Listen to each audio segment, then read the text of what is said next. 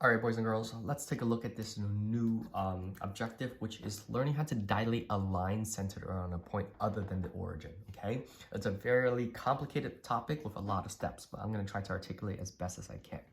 All right, so this equation is the first thing. There's two things that we need to put down first, right? This equation, which is, well, slope is 4 and beginning point is 0, okay? So we're going to graph that in a second. But also the new center, instead of the origin, is going to be 2, -1. So 2, -1 is actually right there, okay? So let's keep that for now. Let's actually graph the other line, which is y equals 4x. So I begin at 0, comma 0.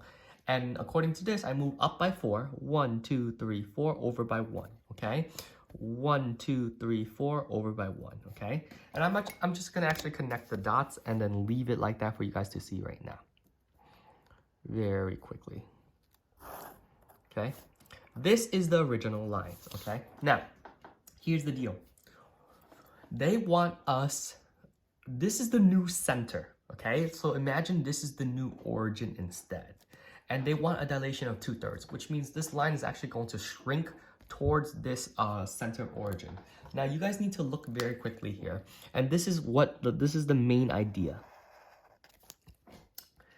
How long is the distance, right, from when this line hits this vertical axis, because this is the new vertical axis. Well, the question is how long? Well, let's take a look. 1, 2, 3, 4, 5, 6, 7, 8, 9. Okay, so the distance from here to here is actually 9, and because we are dilating it by 2/3, we're multiplying, right, by 2/3.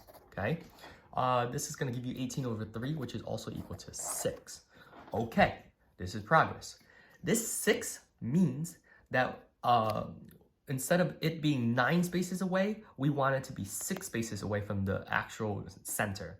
So we go 1, 2, 3, 4, 5, 6. Aha, this is it. Okay, this is where the new spot is at. Now, remember from yesterday that whenever you dilate a line, right, the slope is always the same. You're always going to get 2 parallel lines.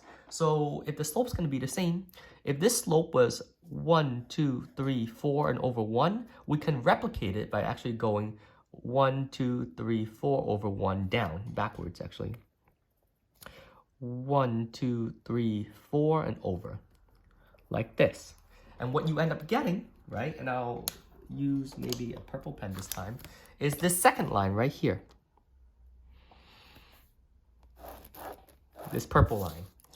And it's this purple line that you want to get the equation of, okay? So let's take a look. We know that this purple line slope, m is equal to 4, okay? Because it's the original. But now, looking back at the original axis, what happens? The original axis says that it's the y-intercept, the beginning point is now at -1, -2, -3. The beginning point is at -3.